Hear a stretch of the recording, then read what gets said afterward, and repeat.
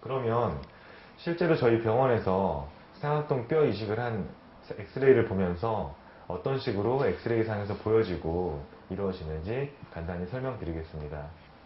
이분은 왼쪽에 어금니가 많이 흔들린다는 이유로 저희 병원에 내원하셨습니다. 엑스레이를 찍어봤을 때 이 치아 같은 경우에 주변에 뼈가 뿌리 주위로 많이 녹아있고 치아가 입안에서 많이 흔들리고 있는 상태여서 살리기 힘들다는 판단 하에 발치를 결정하였습니다. 발치한 후의 모습입니다.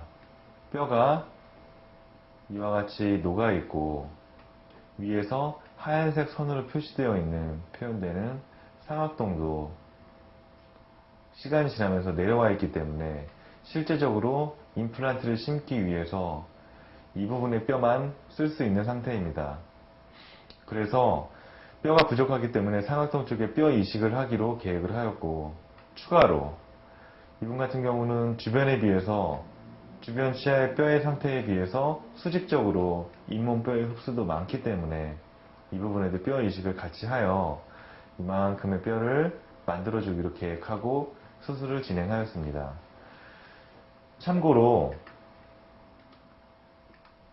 상악동 쪽에 수술 뼈 이식을 하면서 동시에 임플란트를 식립하는 경우가 많이 있는데, 그 경우는 남아있는 뼈의 양이 어느 정도냐에 따라서 결정됩니다. 이분 같은 경우 저희 치과에서 CT 촬영을 하였을 때 남아있는 뼈의 양이 약 1mm 정도였기 때문에 1mm 정도 되는 뼈에 임플란트를 고정시키기는 어렵다고 생각되어 보다 안전하게 먼저 뼈 이식을 진행을 한 후에 기다렸다가 임플란트를 식립하기로 결정하였습니다. 상악동 쪽에 뼈 이식을 하기 전에 먼저 CT 촬영을 하여 3차원으로 재구성한 모습입니다.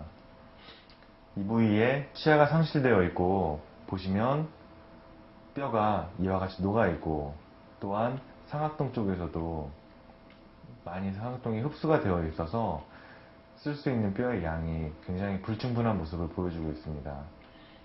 지금 파란색 사각형으로 보이는 부분이 이 부분을 자른 모습인데, 자른 모습을 실제 단면 사진을 보면서 남아있는 뼈의 양을 보고 다시 설명드리도록 하겠습니다. 상악동 부분을 단면 사진으로 CT를 이용한 단층 촬영을 해서 단면 사진을 바라본 모습입니다. 아랫니가 보이고 위에 치아가 빠져있는 부분입니다. 검게 보이는 이 부분이 실제 비어있는 상악동이 되겠고, 하얗게 보이는 이 부분은 남아있는 뼈입니다. 지금 보시는 것처럼 뼈가 굉장히 얇게 남아있어서 부분적으로 얇은 이 부위는 1mm, 좀 두터운 이 부위는 약 2mm 정도의 뼈가 남아있는 모습을 볼 수 있는데요.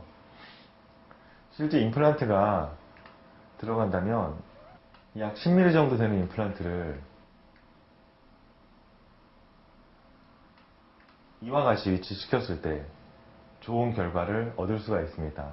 다만 남아있는 뼈가 이만큼밖에 없고 상악동 쪽의 뼈 이식과 동시에 결국 흡수된 잇몸뼈 부위에도 뼈 이식을 해줘야 적정한 깊이와 위치에 임플란트를 식립할 수 있다는 결론을 얻게 되어서 이분 같은 경우는 일단 상악동 쪽과 흡수된 잇몸뼈 부위에 뼈 이식을 먼저 시행하였습니다.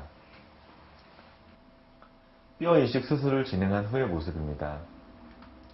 엑스레이상에서 뼈 이식이 이루어지게 되면 이와 같이 하얗게 보여지게 됩니다.